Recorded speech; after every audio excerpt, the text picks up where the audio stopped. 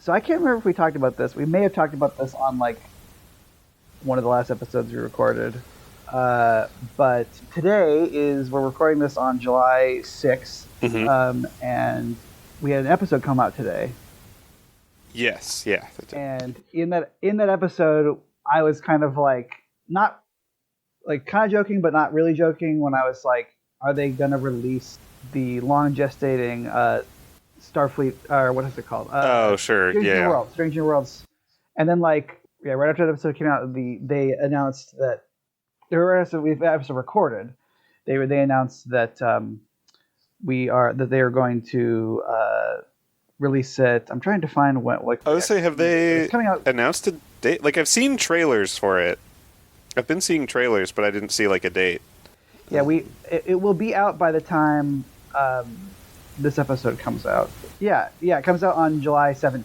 So. Oh wow! It comes Okay. out like in 10 days. Yeah. So.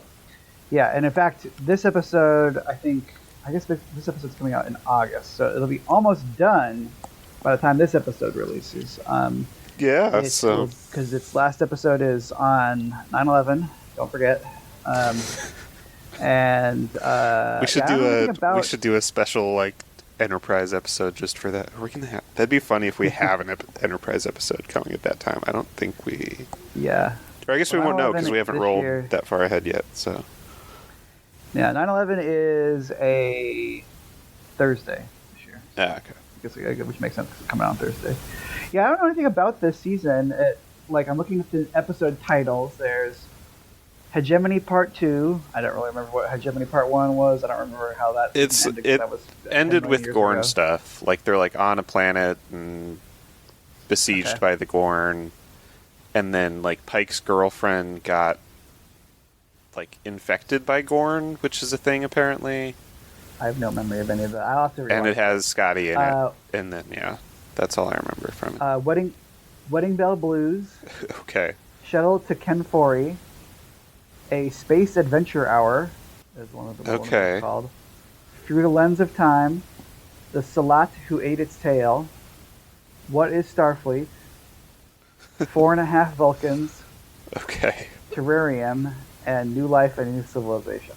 And I think I can't remember if we talked about this, so I'll probably make this quick in case we did talk about it. But I believe they did announce also that they renewed it for season 4 and 5, and then 5 will be a short season, and then that's the next. Okay. So still, I don't think any word about Starfleet Academy show, which I guess by me saying it, I'm going to just type it. Yeah, that's correct. But maybe by me saying it, then that means that by the time that episode comes out, that there will be something about it. Yeah, I think they're still saying like sometime in 2026. Yeah, I will say that it was announced in 2023, so they're really taking their sweet time. Yeah, I don't think that's a good sign given the last time that happened, but. I will say the nice thing about the episode that came out today on July 6th is that I complained for a while about the Superman trailer, and the episode comes out like 5 days before Superman comes out. So I was timely in some fashion, at least. Nice. Hi, everybody, and welcome out of Contreks, a show where two guys who have seen part of Star Trek try to watch all of it in no particular order. I'm Ryan Howard. And I'm Brady Jungle. And today we're talking about Tinker, Tenor, Doctor, Spy, which is written by Joe Menosky and Bill Velli and directed by John Bruno. This is Voyager Season 6, Episode 4. The memory alpha synopsis is: aliens attempt to spy on Voyager by tapping into the Doctor's program, but they mistakenly access his new Adrian program and believe that to be reality. Have you read or seen? I was just looking this up. I was just like, I'm aware that Tinker Tailor Soldier Spy is a thing. Yeah, but I know nothing about it. Yeah, I mean it's a book and a movie, which I've heard are both good, but I have not partaken in. I've never read any Le Carre. Le Carre books. And you haven't seen the movie either? I have not seen the movie either, no. Oh, wow. It's Gary Oldman, Colin Firth, Benedict Cumberbatch, Tom Hardy, and Mark Strong. That's a lineup right there. Yeah. I'm sure I'll watch it eventually and hopefully read it. I'm rereading and Toby Jones. The Hobbit it's got now. Toby Jones. Yeah. And Kieran Hines. Dang. I'm rereading The Hobbit right now. Incredibly British movie. And I'm enjoying it, and I've been kind of like, I should just go read some old books. Yeah, that's fun. I've been reading a lot of, well, not a lot, but that makes me sound more well-read than I have been lately, but I've been into the nonfiction lately. I've been reading some modern nonfiction stuff. Oh, cool. That's good. Yeah, what have I been reading? I've been kind of intermittently reading, just when the library gets them. I'm trying to go through the Earthsea books by Ursula Le Guin. Oh, cool. They're really good. They're I would say it's one of those things reading them where you're just because I think they came out maybe a little bit after Tolkien, but not, I think she was in the 70s or something. But it is one of those things of just Tolkien, gets so much credit for just influencing the genre of fantasy that came after, and I feel like she also does a lot of just kind of things that become very sort of common themes in fantasy and people that are building worlds with magic and how the magic works and that kind of thing. I feel like she also really laid a lot of groundwork for that. They're very, especially I just read the third one, which is really good, The Farthest Shore. And then I finally read, have you read Piranesi?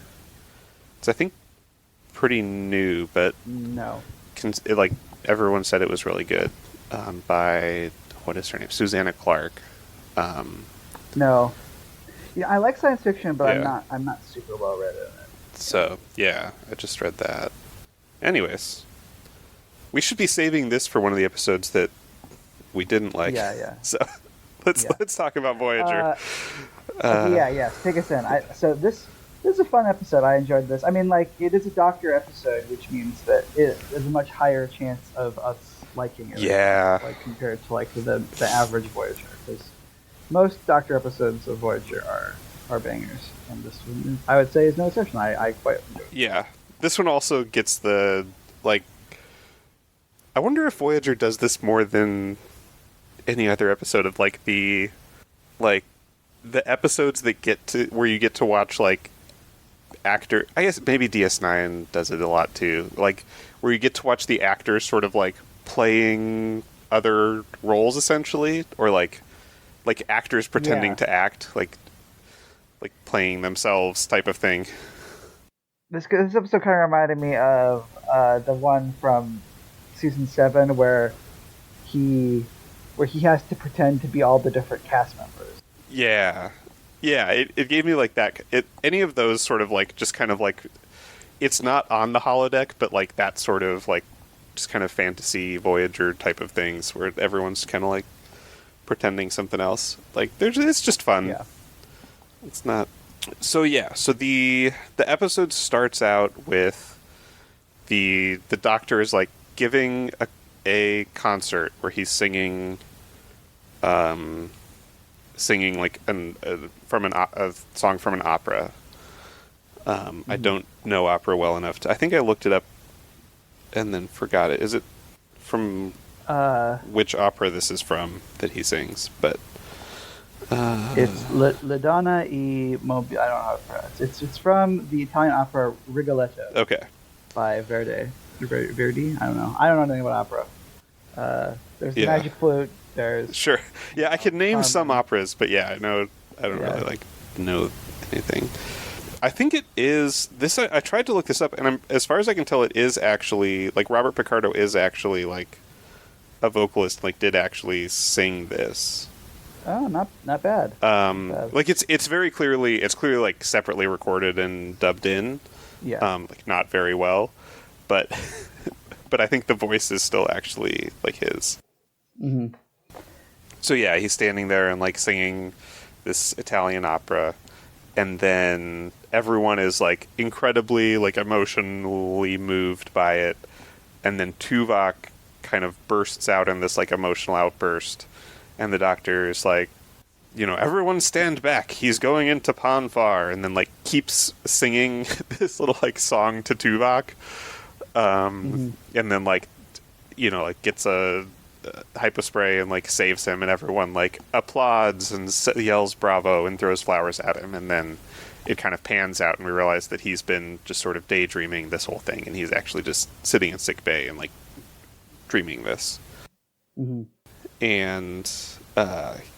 then they're like, this I think never really plays into it, because like they talk for a while about like, oh, we're like sending an away team down to this planet for something, but that never actually like plays into the like plot of the episode, now that I think about it, because that's sort of a kind of like a framework for stuff for a while, but then they fly past this like nebula that their scanners can't go into, but there's a ship, we kind of see that there's a ship hiding inside this nebula that's like scanning Voyager. And there's this one guy sitting at a scanning station who's kind of fascinated with Voyager, and the captain guy tells him like it's not worth it, it's taking too much energy to try to like get through their shields or whatever, and this guy is like, no, I think I can keep like digging in and figuring it out. So these guys, I believe, I'm pretty sure that we've seen these guys before. Maybe I'm wrong about this. Yeah, they're in. Maybe this is mixed up with their first appearance, but they're in 3 episodes of Voyager. Oh, I didn't realize that. Okay. I thought they were just in these. They're in the hierarchy, which are like these. It's like this kind of like. They kind of remind me of the garbage people from Voyager, but they're more technologically advanced than those people. But they have like these people called overlookers who kind of like determine what they do, and like they're kind of like because any like decision they make, they like put it on this little chip and plug it into a computer, and it gets sent off to the hierarchy, and then like a little message comes back, and they're like, the hierarchy approves, and then they go ahead and do that thing. They're fun, I think. They're kind of like, I like them. They like their makeup.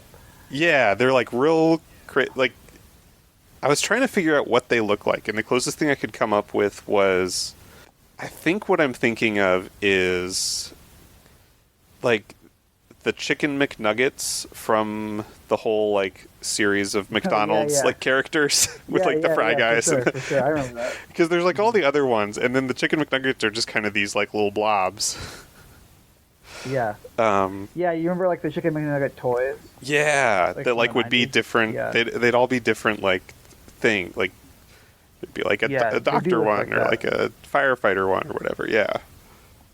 So they were in a region of space in Delta Quadrant that they kind of hit toward the end of their journey. They're in this one, which is season 6, episode 4, and then they're in season 7, episode 15, and season 7, episode 24. Okay. So, but yeah, they're fun. And like, have we done? I remember. Have we done Renaissance Man? I don't think we have. That's the one you're talking about, right? I think we just talked. Yeah. That's a great episode. That's one of my favorites of Voyager. Yeah, I think we've like talked tangentially about it before, but I don't think we've done it as a full episode.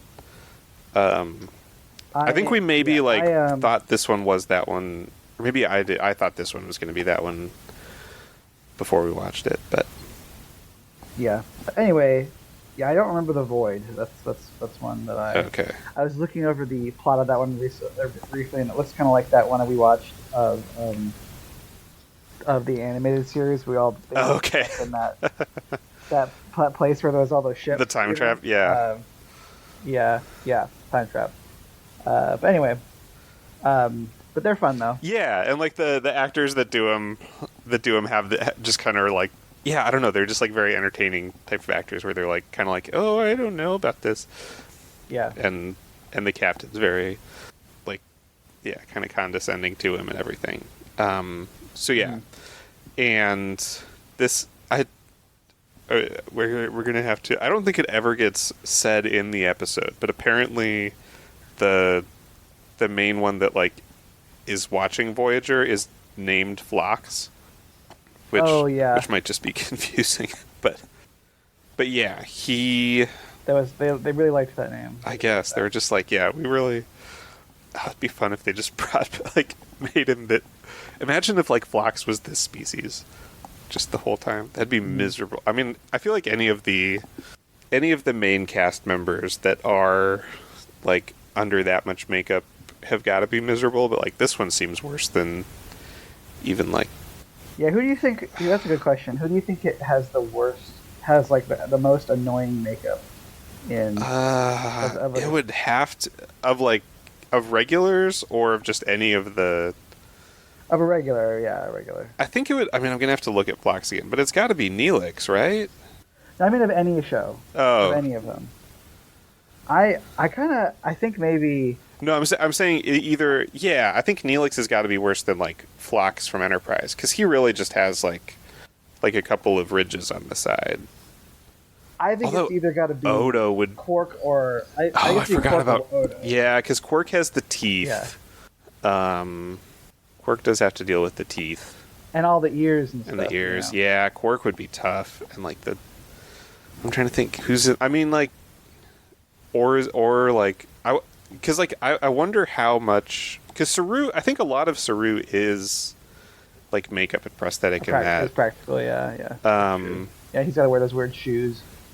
Yeah, but also like I don't know because I feel like there's sometimes where you can like if they do a close up on Saru, you can see like his like it's not like fully like a mask, but you can see like his mouth kind of inside the the outside like face. Yeah. So that'd be a tough one too. But yeah, I think. Well, but then who was it? Wasn't there a whole thing with? You remember Arium from Discovery? Oh, yeah. I guess she's not a main cast member, though. I guess not. But yeah, I think there was a thing with like they had to recast her because the original actor like had some kind of reaction to like the makeup. Oh, I didn't realize that was why. So she was originally played by Sarah Middich. I think they gave the actor became like then played a different character. The first actor still like stayed on the show and played a different character. Okay, yeah, anyways. Yeah, again, like back to Voyager.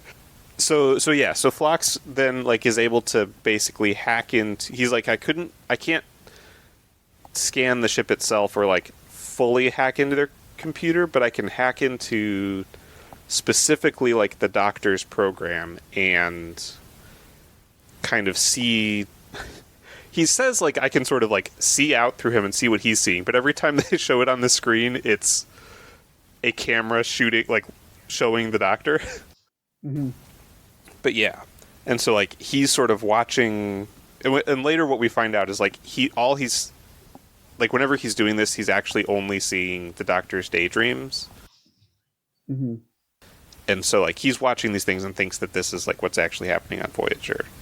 So then we get just kind of a few more of these like scenes where like something will be happening on Voyager and then suddenly like the doctor will start daydreaming, and at first some of them are just like basically all of the women on the ship kind of fawning over him and being like real attracted to him and like fighting over him. And then there's one where like they're attacked by the Borg, and everyone else gets assimilated, and he has to turn into the emergency command hologram, which is this idea he's had where like in case of an emergency, like he becomes the captain of the ship, and so like his uniform turns red, and it's a cool thing where like and then like the little like pips show up on his collar. Yeah. With like a little sound effect. And then he like stands there dramatically and delivers like cutting one-liners to the Borg and then blows them up with the photonic cannon. This is, I think all this stuff is like, it's all fun. It's an interesting, weird little line to walk because it's not that dissimilar to like the Hollow Pursuits. Yeah, I did think about that, especially like because there is a later scene where sort of the other people show up and kind of like watch his like fantasies, and like each one of them like first they think it's funny until they see like the one with themselves, and then they're kind of offended by it.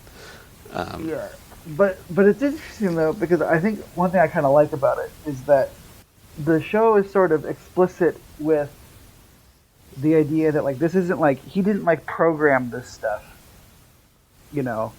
It's sort of like it's like he and it's not even like to him. It's like not even like he was going into like a place. At least it wasn't supposed to be. Obviously, that's where it kind of ends up going wrong because he starts to sort of like hallucinate that he's daydreaming. Like it is just sort of for him to have these sort of like it's like these are things that are kind of based on his like they're not programmed. They're sort of like letting his mind wander. Like they're he's written like a subroutine for his mind to kind of like have an imagination. Yeah, and sort of like free associate and just and. But it's that's a good point. It's less like specifically like targeted creepiness than like Hollow Pursuits, where he's just like, I'm gonna write a program about like Deanna Troi being in love with me and all of the other men being jealous and idiots. But and it's like it's written by Minosky, who I think is a pretty good writer. Like he did the teleplay, and he's not like every episode that he's like, but it's like. I think if this was written by like Brandon Frager or something, I would maybe be a little bit like, all right, go to horny jail. But like, I think that one thing that I kind of like about this episode is that like, it is sort of an episode about how like embarrassing it would be for someone to like see your inner thoughts, like where like.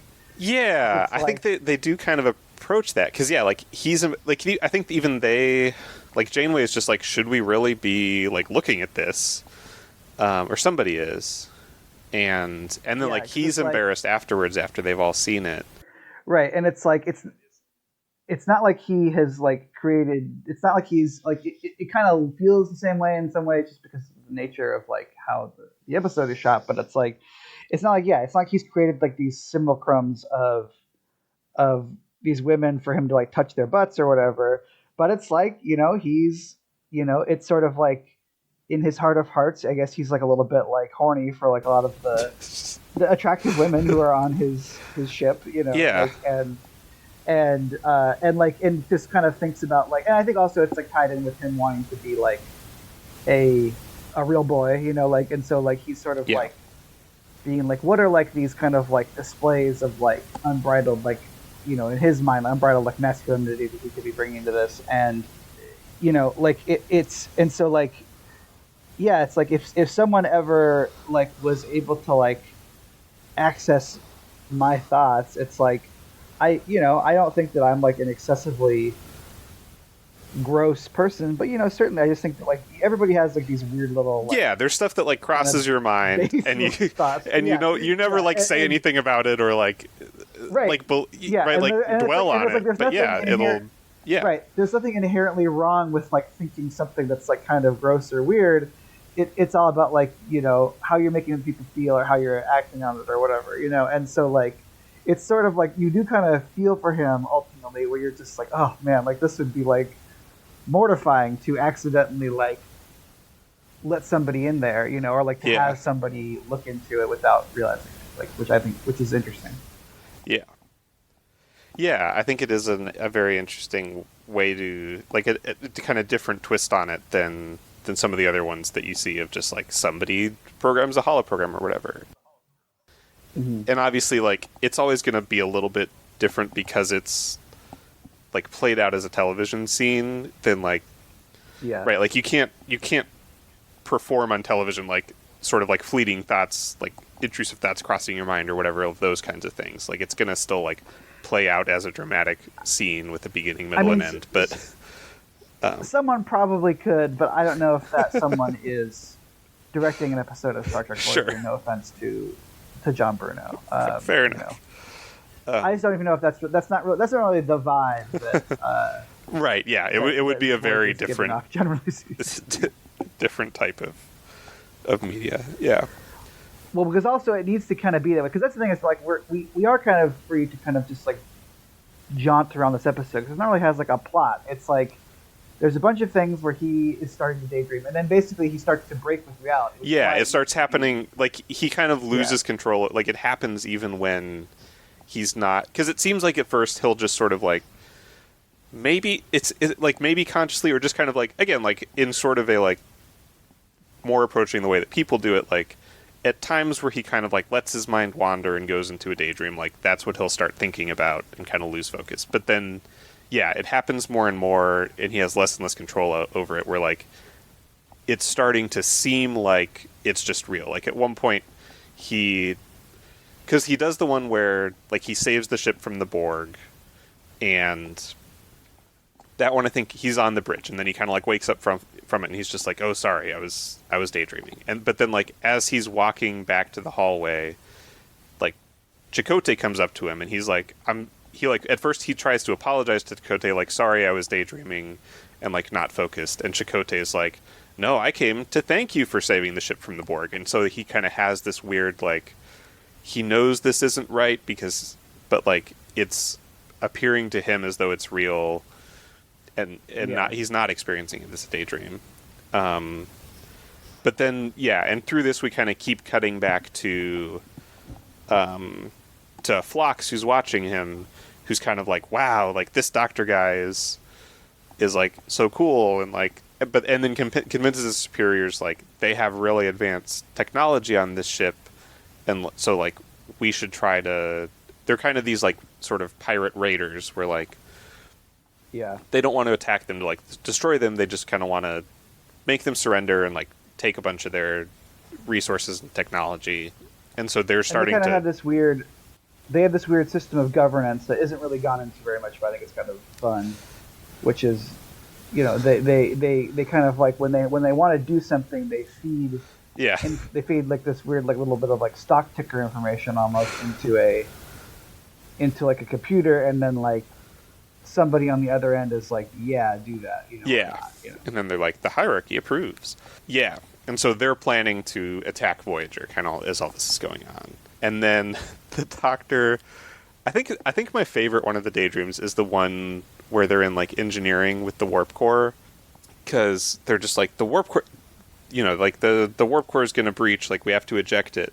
And this is, I think, the one that where we get the most of, like, actors pretending to act kind of thing, because, like, I forget what Harry Kim says, but he has to be like, just do this, like, super dramatic, just like, Doctor, you're the only one that can save the ship. And Majel Barrett gets to do some great computer lines.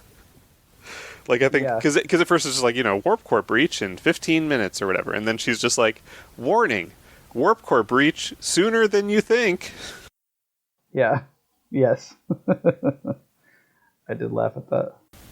And then, and so then, like, he starts, like, kind of climbing over the, like, into the engine to try to, like, eject the warp core, and they have to, and so that's when they have to, like, you know, secure him in sickbay, and then he's just kind of fully lost it. So, like, he's just kind of wandering around, again, in, like, very just Robert Picardo getting to have fun acting.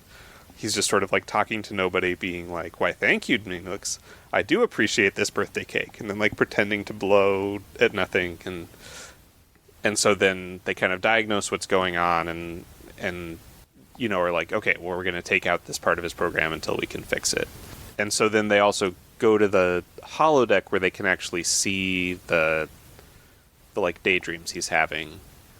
Which is the part that I think is, like, the most, like, Hollow Pursuits, because everyone kind of keeps getting, like, seeing themselves and being, like, kind of bothered by it. But yeah, and then I also thought there was a funny moment in this part, because there's one of the scenes is, like, him sitting down with B'Elanna, who's, like, trying to, like, throw herself at him, and she's like, but Doctor, like, I'd only love you, and he's trying to, like, break up with her and be like, no, Tom Paris needs you. And then they, like, pan over to Tom Paris, who just has this dumb look on his face and does a little wave. I think it's very funny that that's the Doctor's sort of, like, dream of him. Oh yeah, there's the one he's painting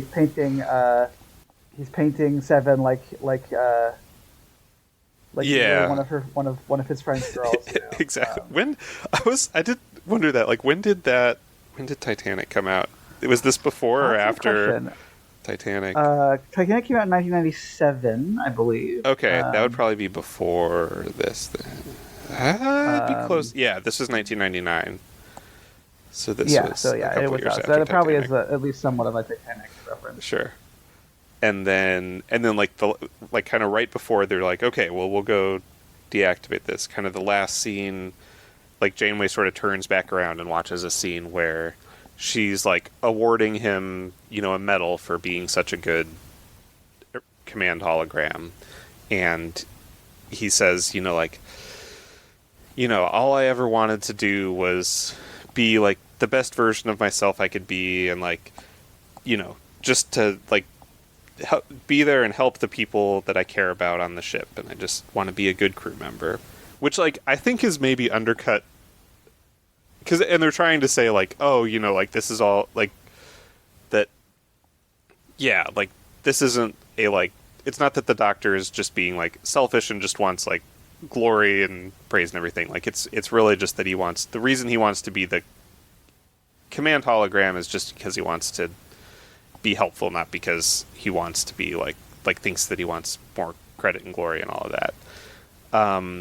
But I feel like it's maybe a little undercut because a pretty big chunk of all of his fantasies is like particularly like a big chunk of all of his fantasies is just like, and all the women love me. Well, he is very vain, I think that's like thing with that's fair. I remember when I was watching that show with Kim, and there was it took her a long time to warm up to the Doctor, because she's kind of like, he's such a tool, which he kind of is. Yeah. But it's like, it's sort of him.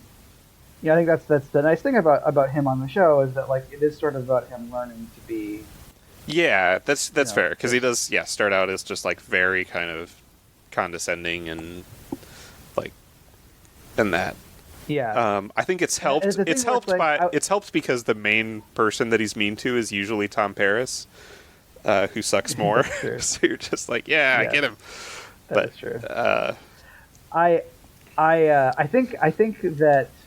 Yeah, I think that I will say though that is something that like I don't always totally track with his journey toward the end of the show, because like every now and then like the show kind of goes out of its way for them to be like, you're not a real guy, but like a lot of his stuff at the end of the show is him being like, well, you guys don't think I'm a real guy, and it's like, I don't know, I think they kind of do. They usually like a real guy most of the time. Yeah, they kind of get into that a little bit on this one, is he like. Because he kind of, when he's requesting to become the emergency command hologram, he like submits this thing to the captain of just like that he's sort of mistreated by the crew and not treated as equal to other crew members. And yeah, it is kind of like, but I don't think that's she's sort of true. like, I don't know, I treat you fine. Yeah. He's just kind of one of the people on the show. But also, I think that some of it is just like, the part that does track with me is that like, it is just sort of like an inferiority complex a little bit, where he's like, well, I'm going to always feel different because I know that I am different, and so like I'm going to be suspicious that like that I'm. This is what they really think about me, type of thing. That I'm other, which I understand. Yeah, that's fair. But anyway, though, he feels very embarrassed, like after having done all this. Yeah. After having gone through all of this, and everybody saw it, and Yeah, but then he's sort of still called upon at the end. Yeah, so then he starts like having another daydream again, despite being like, I'm going to stop, doing this until they've figured the program out. And he's like, at first he's just like, something's malfunctioning, but then in that daydream, the Phlox guy shows up and starts talking to him, and he doesn't. It kind of takes him a little while to like believe him. He's just like, well, this is just kind of a weird part of my daydream. And the guy, especially because like what the guy's saying is just like, only you can save the ship. And he's just like, well, this is just kind of how this always plays out. But basically what the guy convinces him is like, I'm the one like that kind of, I was, scanning and like kind of hacking into your program. And that's what made it start malfunctioning and happening more and like losing kind of touch with reality. Yeah. But then I kind of like figured out when that started happening that this was just a hallucination. But I've already convinced, right, like the hierarchy is already planning to attack Voyager, and kind of cuts this deal where he's just like, if they find out that I had bad information, then I'll get in trouble and get like demoted and everything, and you'll get like attacked and destroyed, and like neither of us want either of those things to happen. So in this kind of like convoluted, like, that you're okay with because it makes the episode play out, like, he's just like, the only way to like make, like, for us both to win is for you to pretend to be the captain, because that's what I've told them is going on, and then kind of bluff your way out of being attacked, and like I'll sort of be like feeding you information from them so that you can like adjust the shields or whatever and bluff your way out, and then like we'll all win. And so then the Doctor, like, I like this scene though. I like this scene because it is sort of, it's this weird, like, it is a not wholly insincere nor wholly altruistic arrangement that they have. Yeah, it kind of is them both like kind of cutting a deal. Yeah, where they're both kind of like, well, especially less even for the Doctor than for this other guy, but it's like it's sort of this thing. He's like, no, I actually do admire you. You know, like I yeah, kind of from watching you, and like, yeah. I think that there's something very like noble about you, and I mean that, but also like I'm gonna get in so much trouble right. if I you know. Yeah. And so I like that it's sort of like both at the same time, you know. Yeah, that's a good point. Yeah. And so so then the ships come to attack them, and the Doctor's like there on the bridge, and then Janeway's like, you know, communicating with him, and she's just like, I'm just gonna like feed you lines and tell you what to say. And he's like super kind of like nervous about it at first. He's like, there's too much pressure, like what if I mess up? And is just very kind of does this sort of like comedic, like, you know, he'll sort of, you know, mess up the lines that Janeway's selling him, or like you know, because she's like, you know, tell them they won't get away with it, and he like looks at them and he's like, they won't get away with it, and then he's like Janeway's just like, tone it down a little bit, and he like says out loud like, sorry. Yeah. And stuff like that, and he's like kind of very like nervous and fumbling with it, and the ships start to attack them anyways, and then he kind of, you know, steps up and pulls out his bluff of just like, you know, like, arm the photonic cannon, which is the thing that they saw like destroyed the Borg sphere. Yeah. And he's like, they're just like, well, our sensors aren't showing that you have any weapon like that, and he's like, but it's impervious to sensors, and like that's why it's going to destroy you. And then ends up like, you know, the bluff works, and they retreat, and you know, and then there's kind of a little scene at the end where, you know, the captain gives him a little commendation and like thanks him for saving the ship, and it's kind of like it was in his day. Yeah, you know? but and she's like, you know, maybe we will kind of look into kind of adding this into your program of potentially like having you as an emergency backup command hologram. Yeah. So meanwhile, Harry Kim is over in the corner being like, I'm still just an incident. Like, right. There's never any episodes about how I don't get promoted or anything like that. Right. But this is fun. Harry Kim, the red shirt who lived. You know, I liked this episode though. I think, you know, not like necessarily an all-timer, but like I thought it was fun. Yeah, it's just good fun. I liked the like, I don't know, like it's a weird, like, I don't know that the point of this episode is like men are gross, but like I liked that it's sort of like it's like it did feel like it was kind of about like who could survive the judgment of having like their inner monologue laid bare, you know? Yeah. Which I think there's something potent about that. Yeah, and I think he plays that kind of genuine just like embarrassment about it very well. Yeah.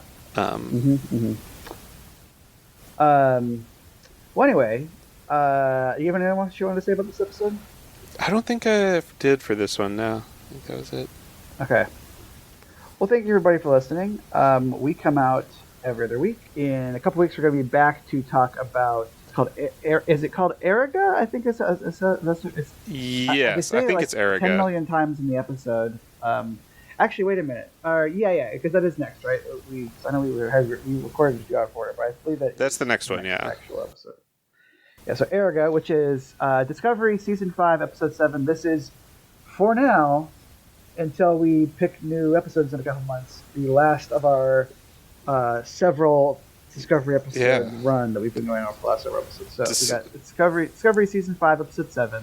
But in the meantime, you can follow us on Blue Sky at Contreks. You can email us at contreks@gmail.com. You can visit our website at contreks.podbean.com, or you can visit us on YouTube at Contreks. Contreks is spelled Contreks. You can also check out the other shows on the Kaleidoscope Media Podcast Network. There's Wizard Studies, which is a Harry Potter podcast. There is That's a Science Works, which is a science pop culture podcast. And there's Here's Johnny, which is a horror media podcast. So check any of those folks out, and we'll see you next time. Thanks, everybody. Thanks, everyone. Bye.